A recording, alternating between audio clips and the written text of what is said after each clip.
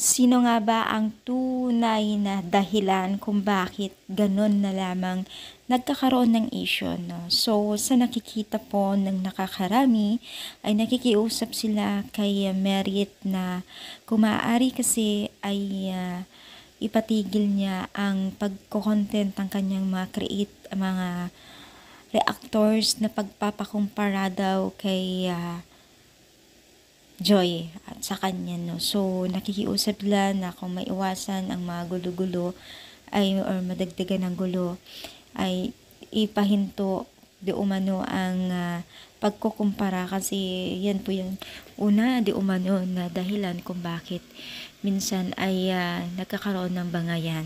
So syempre siguro may point naman po, no.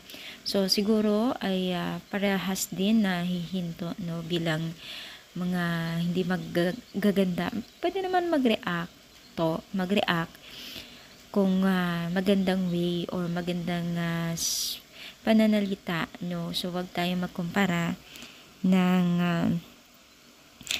sa ibang tao, kasi hindi naman lahat ng tao ay pantay-pantay at pare-parehas, diba? So much better na wag iwasan po natin yung mga ganitong klaseng pagkukomento, kasi hindi po kaaya-aya talaga, no. Lalo't pa man po kung meron nadadamay na inosente.